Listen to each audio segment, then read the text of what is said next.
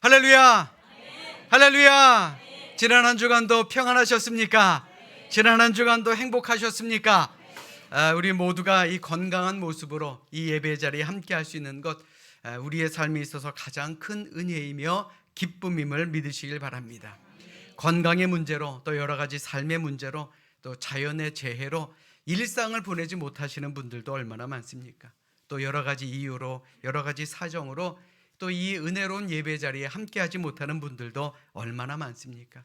그러니 우리가 오늘을 살아갈 수 있는 것도 은혜이고, 또 이 자리에 함께 예배드리는 모든 것도 하나님의 은혜 아니겠습니까? 믿으시면 아멘. 자, 우리 옆에 있는 분들과 이렇게 인사합니다. 이 자리에 함께하는 것이 은혜입니다. 자, 다시 한번 좀 웃으면서 인사하겠습니다. 편안하게 예배하는 것이 하나님의 은혜입니다.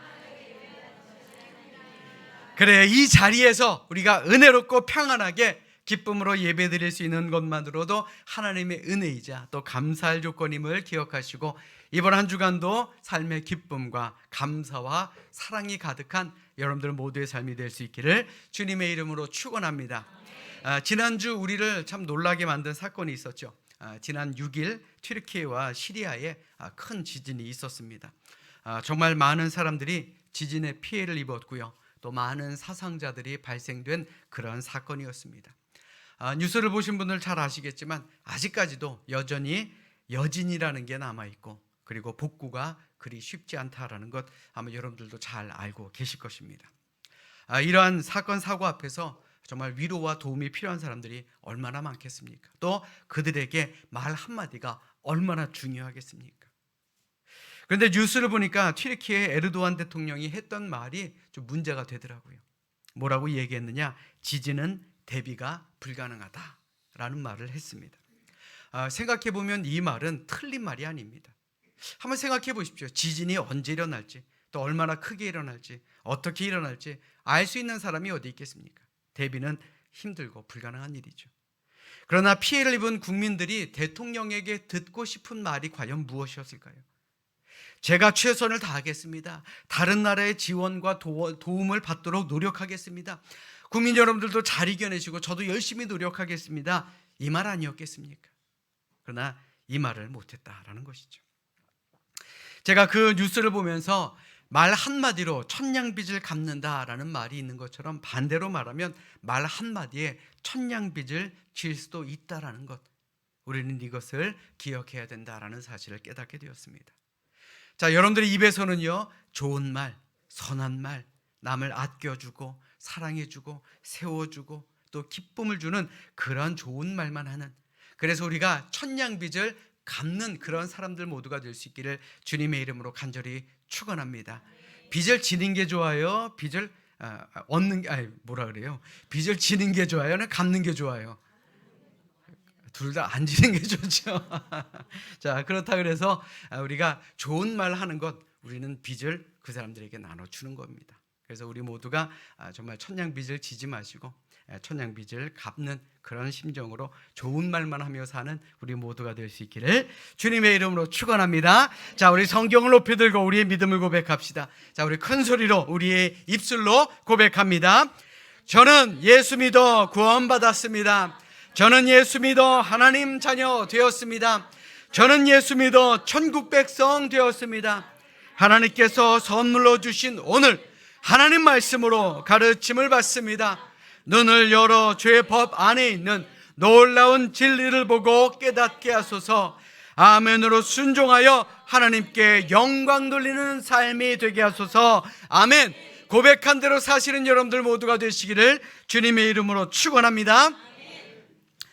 성경 속에 있는 예수님의 사역을 우리가 잘 살펴보면 예수님은 크게 세 가지 사역을 했던 것을 우리는 보게 됩니다. 오늘 보면 35절의 말씀 한번 보십시오. 오늘 보면 35절의 말씀에 보시면 예수께서 모든 도시와 마을에 두루 다니사 그들의 회당에서 가르치시며 천국 복음을 전파하시며 모든 병과 모든 약한 것을 고치시니라 라고 말씀하고 있습니다. 예수님의 사역은 단순합니다. 가르치시고 전파하시고 고치셨던 그런 일이었습니다. 예수님은 자신이 하는 사역에 정말 최선을 다하셨습니다. 부지런하셨고요. 하나님께서 보내주신 그 사명을 깨닫고 철저하게 일하셨다라는 것입니다. 우리가 마태복음을 읽다 보면 예수님께서 얼마나 이 3대 사역에 열심히 집중하셨는가, 또 일관성 있게 주어진 일을 잘 감당하셨는가를 우리는 알 수 있게 됩니다. 그 증거로요, 예수님께서 일하실 때마다 무리를 만났고, 그리고 그 많은 무리들 가운데 둘러싸이셨습니다. 마태복음 4장 24절로 25절의 말씀에 보시면 그의 소문이 온 수리아에 퍼진지라 갈릴리와 데가볼리와 예루살렘과 유대와 요단강 건너편에서 수많은 무리가 따르니라. 또 마태복음 5장 1절에서 뭐라고 말합니까? 예수께서 무리를 보시고 산에 올라가 앉으시니 라 그랬습니다. 마태복음 8장 18절은요, 예수께서 무리가 자기를 애워싸는 것을 보시고 건너편으로 가기를 명하시니라 라고 표현한 것으로 봐서는 예수님의 주변에는 많은 무리가 있었고 그 무리들은 예수님을 믿고 따랐다라는 것입니다. 그런데 예수님이 그 무리를 어떻게 보셨는가도 우리가 중요하지 않겠습니까? 다시 말해서 일반인들, 예수를 따르던 사람들은 예수님을요 메시아로 여기고 따랐을 것입니다. 나를 구원해 줄 분, 나를 도와줄 분, 그런 마음으로 예수님을 따랐겠지요. 그러나 예수님이 생각하던 그들의 모습은 그들의 생각과는 달랐다라는 것입니다. 아마도 세상 사람들의 생각으로는 이 예수라는 사람이 그만큼 인기가 있었고 그만큼 능력이 있었고 큰 무리들을 이끌고 다닐 수 있었으니 한껏 어깨가 올라간 교만한 사람이었을 것이다 라고 생각할 수도 있었을 것입니다. 그런데 오늘 본문의 말씀을 보니까 예수님은 세상 사람들과는 조금 다르게 생각하셨습니다. 오늘 보면 36절의 말씀 보십시오. 무리를 보시고 불쌍히 여기시니 이는 그들이 목자 없는 양과 같이 고생하며 기진함이라. 어떻게 보셨다고요? 불쌍히 보셨다라는 것입니다. 오늘 본문 속 예수님은 이 무리를 모두 일꾼으로 보지 않으셨고 오히려 불쌍한 사람들로 여기셨다라는 것입니다. 사실 우리 목회자들도요, 교인들이 많은 것을 보고 힘을 얻습니다. 아멘 소리가 큰 것을 보고 힘을 얻습니다. 그러나 예수님은 다르게 보셨다라는 것입니다. 불쌍히 여기셨다라는 거예요. 예수님 앞에 모인 사람들은 예수님의 가르침의 자리에 있었고 병 고치는 그러한 기적의 자리에도 있었습니다. 그들은 예수님의 가르침 앞에서 놀랬었고 병 고치는 기적을 자신의 눈으로 직접 보고 두려워했던 사람들이었습니다. 즉 이들 모두는 예수를 몸으로 경험한 목격자라고 할 수 있을 것이죠. 그러나 예수님은 그들을 그저 무리로만 보셨을 뿐 모두 일꾼으로 보시지는 않았다라는 것입니다. 그 이유가 무엇이겠습니까? 마태복음을 읽어보면 이 무리라고 불리는 사람들은 단지 예수라는 사람에 대한 소문에 의해 몰려든 사람이었기 때문에 그렇습니다. 쉽게 말해서 예수가 궁금해서 온 사람들이었지 예수님의 사역을 함께 공유하는 일꾼은 아니었다라는 것입니다. 그러니 예수님도 그들을 보시고 불쌍히 여기실 수밖에 없었다라는 말이죠. 메시아를 만나기 위해 온 사람도 아니고 설사 만났다 하더라도 그저 기적만 체험하기 위해서 온 사람들이었다라는 말입니다. 그러니 예수님의 제자가 될 수 없었던 그들은 사람만 많은 불쌍한 무리들이었다라는 것입니다. 간혹 몇몇 기독교인들은 이런 말을 합니다. 이 큰 교회는 사람들이 많으니까 나 같은 사람은 좀 빠져도 되지 않을까. 굳이 내가 일한다고 일하지 않는다고 이 큰 교회에 일할 사람이 없겠어. 혹은 작은 교회 다니시는 분들은 그렇습니다. 아이고야, 내가 이 교회 다니면 정말 새 빠지게 일해야 되겠구나. 이 교회는 내 스타일이 아니구나.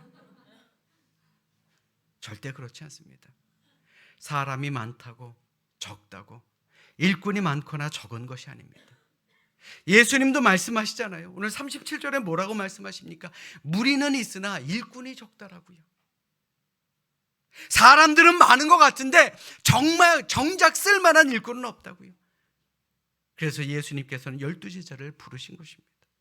일꾼으로 세울 제자들을 무리에서 부르셔서 따로 세우신 것이다 라는 것입니다. 자, 그렇다면 이 자리에 있는 여러분들은 과연 어떤 사람입니까? 예수님의 제자입니까? 아니면 구경꾼 혹은 무리라고 표현되는 그러한 사람들 가운데 하나입니까? 여러분들 잘 들으십시오. 우리가 무리 가운데 있지 아니하려면 주님의 음성을 들어야 합니다. 이것을 우리는 소명이라고 말합니다. 소명을 들을 수 있는, 소명을 가질 수 있는 우리 모두가 될 수 있기를 주님의 이름으로 간절히 부탁드립니다. 자, 우리 옆에 있는 분들 한번 바라보십시오. 자, 이제 옆에 있는 분들 한번 보십시오. 자, 그냥 무리로 온 사람 같습니까? 아니면 소명받은 주님의 제자처럼 보입니까? 너무 빤히 쳐다보지는 마세요. 아침이라 좀 부끄러울 수 있습니다. 자, 우리 모두는 하나님께 소명받은 주님의 제자들입니다. 아멘. 자, 우리 옆에 있는 분들에게 이렇게 알려줍시다. 예수님의 제자로 보이십니다. 자, 우리 다시 한번 알려줍시다. 저도 예수님의 제자입니다. 그래요. 우리 모두는요, 바라기는 이 자리에 있는 우리 모두가 그저 무리 가운데 한 사람이 아닌 예수님의 제자로 힘있게 살아가시기를 주님의 이름으로 간절히 축원합니다. 능력이 없어서 예수님의 제자가 되는 게 아닙니다. 소명감이 없어서 못하는 겁니다. 아멘. 그러니 우리 모두가 소명감을 가지시고 사명감을 가지시고 주님께 큰 제자로 승리하며 살아가시기를 주님의 이름으로 축원합니다. 설교 처음에 말씀드린 것처럼 예수님께서 3대 사역을 하신 이유는 무리가 아닌 제자를 삼기 위함이다 라고 말씀드렸습니다. 그런데 예수님이 바라보던 이 유대인들, 이스라엘 백성들은 어땠을까요? 목자 없는 양으로 불쌍히 여기는 그런 눈으로 보셨다라는 것입니다. 목자 없는 양이란 사실 당시 이스라엘 민족을 가리키는 그런 표현입니다. 하나님이 이스라엘의 목자요, 이스라엘은 하나님의 양떼를 말하는 것이죠. 그러니 하나님이 없는 이스라엘 백성들은 어떻겠습니까? 내가 무엇을 해야 할지, 어디로 가야 할지 전혀 알지 못하고 정말 열심히 애쓰고 뛰어다녀도 힘들고 지치고 결국 고생하며 기진하는 그런 무리들이 될 수밖에 없었다라는 것입니다. 믿음이 없었으니까요, 흔들릴 수밖에 없습니다. 이 사람이 이렇게 하면 저리로 뛰어가고 저 사람이 저렇게 하면 저리로 뛰어가는 그런 애달픈 무리로 보셨다라는 것입니다. 그러니까 사실 우리가 목자 없는 양이라는 말이 쉽게 이해가 되지는 않습니다. 우리는 양을 길러본 적이 없으니까 말입니다. 양은 그냥 풀어놓으면 지가 알아서 자라는 거 아니야? 라고 생각할 수도 있습니다. 그런데 이 양이라는 동물은 매우 약한 동물입니다. 자기 몸을 보호할 수 있는 그러한 무기 하나 없는 그러한 동물입니다. 날카로운 이빨도 없고요, 또한 힘센 황소 같은 뿔도 없습니다. 말처럼 뒷발질로 다른 동물들을 쳐낼 수 있는 힘도 없습니다. 독수리처럼 날카로운 발톱도 없고요.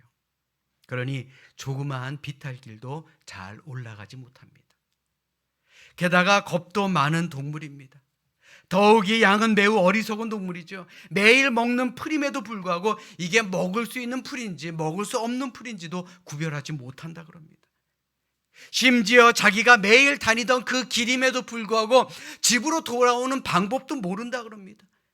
아니, 개미도요, 자기가 지나가던 길 밖에다 놔도 알아서 자기 집 찾아간다 그러는데 양은 눈이 좋지 못합니다. 매일 왔다 갔다 하는 길인데도 내가 어디로 가는지조차 깨닫지 못한다 그럽니다.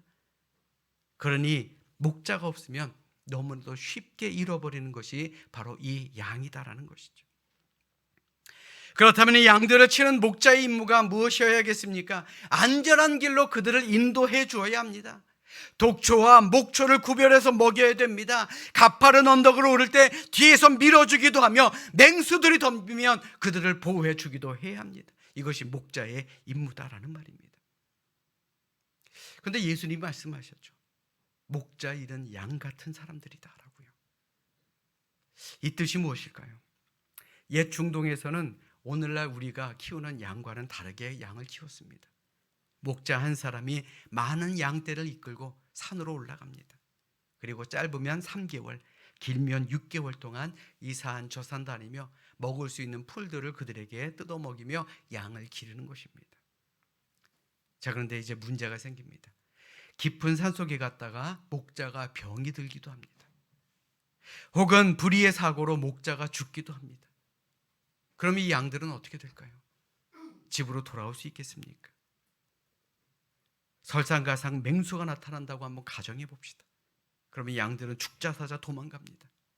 언덕도 제대로 보이지 않으니 굴러 떨어져서 죽는 양도 있고, 도망가다 가시덤불에 걸려서 온몸이 찢겨져 피를 흘리면서도 빠져나오지 못하고 그저 울기만 하는 양들도 있습니다. 더 이상 뛸 수도 없고 걸을 수도 없고 서 있을 수도 없이 무서움을 느끼면 이 양은 뒤로 발랑 자빠져 바들바들 떨다 보면 그만 내장이 꼬여서 죽는 양도 있다라는 것입니다. 이게 바로 목자 없는 양입니다. 그런데 예수님은 이스라엘 백성들을 보고 이런 목자 없는 양의 모습을 보셨다라는 것이죠.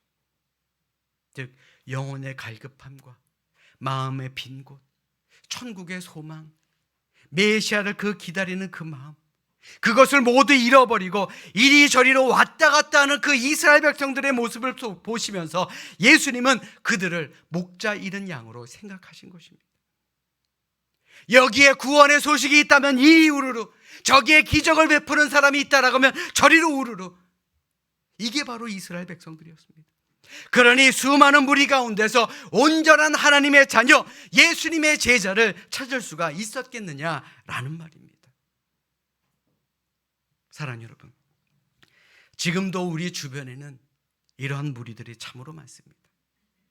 목자 잃은 양처럼 나 자신을 위해서 수많은 일을 하고 죽어라고 돈을 벌고 인기와 권세와 권력을 얻기 위해 남을 희생하면서까지 자신의 욕심과 욕망을 채우는 그런 사람들 많습니다.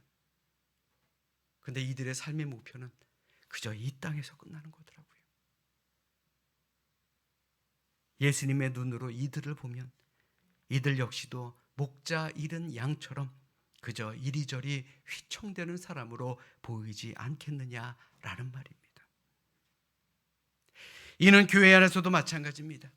이 교회, 저 교회, 자신의 입맛대로 방황하는 성도들도 많습니다.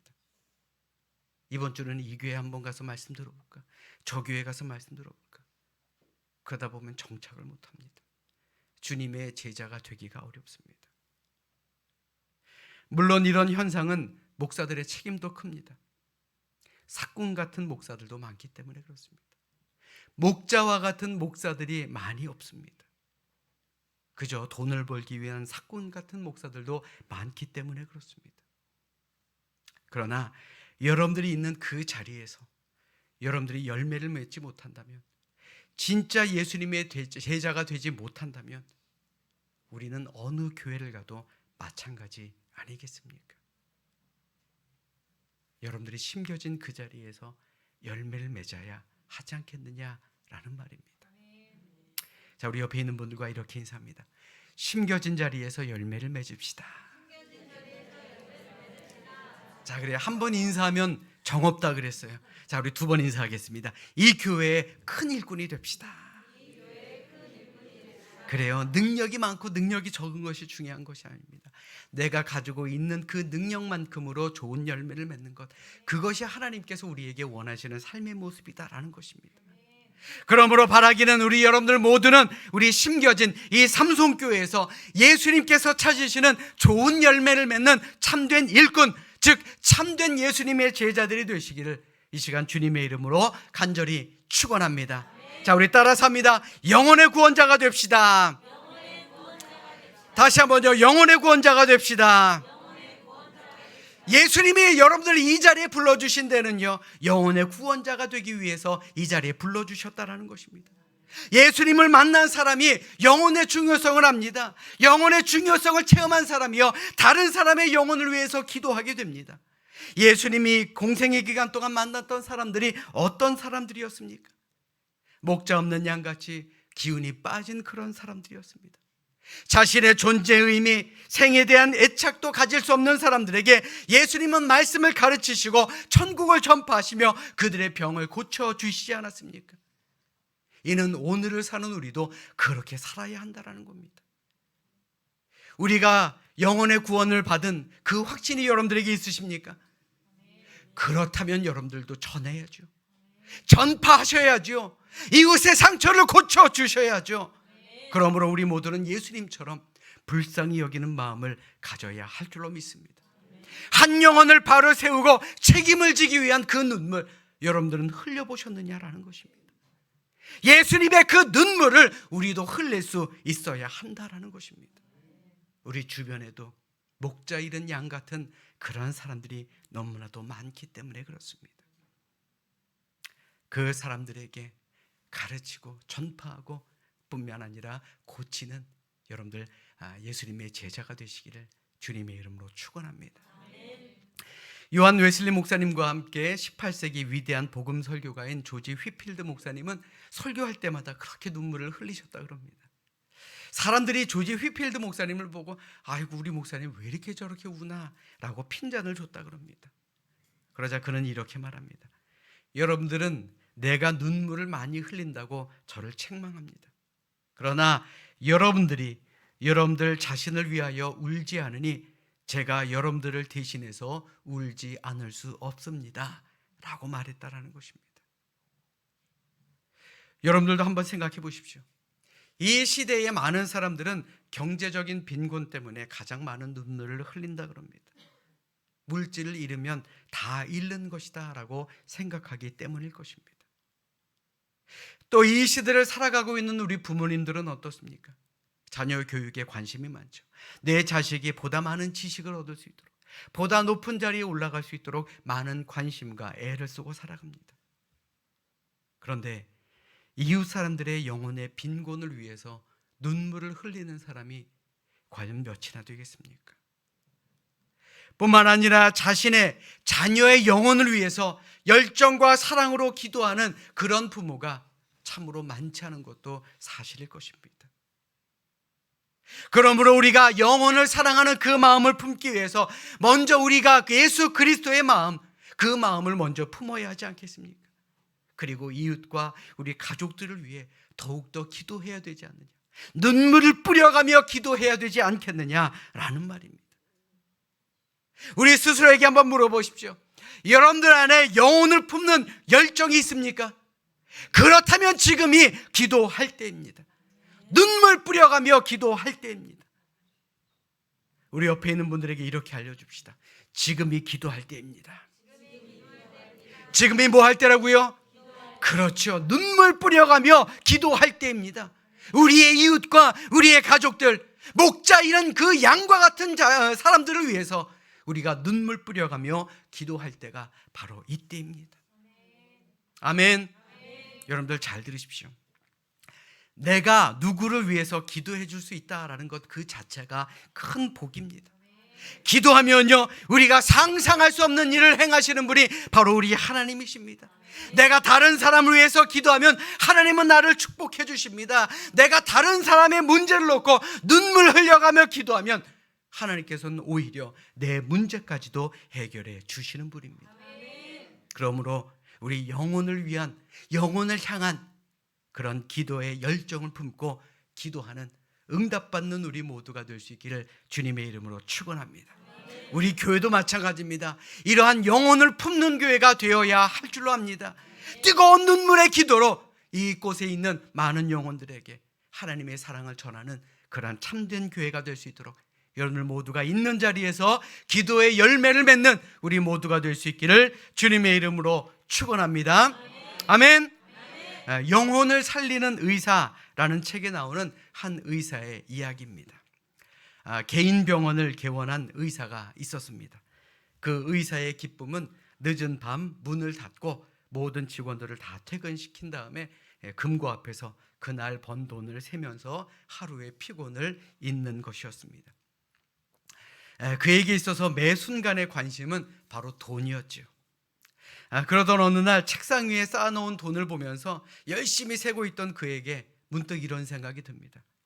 내가 하나님 앞에 가면 과연 뭐라고 보고할 수 있을까? 환자를 고치며 돈만 세다 왔다라고 보고하면 과연 하나님께서 기뻐하실까?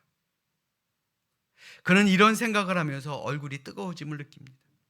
그리고 하나님이 가장 기뻐하시는 일이 과연 무엇일까를 생각하게 됩니다. 그리고 그는 그날부터 환자들이 오면 육신이 가장 약할 때이니 그것을 잘 이용해서 그들에게 힘이 되어줍니다. 잘 치료해 주는 것은 물론이요, 그들에게 힘이 되어주고 그들을 다시금 세워주고 예수님의 사랑을 전하는 그러한 의사가 되었습니다. 그리고 밤이 되면 그 환자의 리스트들을 쭉 보면서 그들의 영혼 구원을 위한 명단을 만들어 놓고 열심히 기도하기 시작합니다. 그런데 참 희한한 일이 생기죠.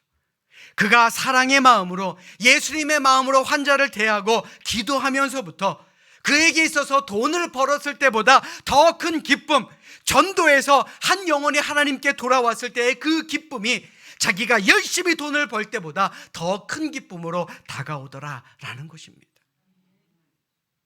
사랑하는 여러분, 오늘을 사는 우리도 마찬가지입니다. 나중에 하나님 만나게 될 때에 하나님 나 이렇게 살았습니다 라고 어떻게 우리는 하나님께 자랑할 수가 있겠습니까? 여러분들은 무엇을 하며 살아가고 계십니까?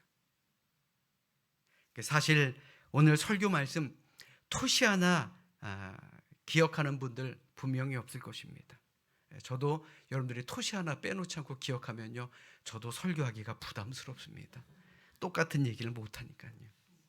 그런데 이거 하나만큼은 꼭 기억하시고 돌아가셨으면 합니다. 과연 나는 예수님의 마음을 가진 제자로서의 삶을 살아가고 있는가? 세상에서는 성공했을지 몰라도 과연 예수님이 불쌍히 여기셨던 그 무리 가운데 한 사람은 아닌가 한번 생각해 봐야 하지 않겠습니까? 여러분들은 예수님의 제자입니까?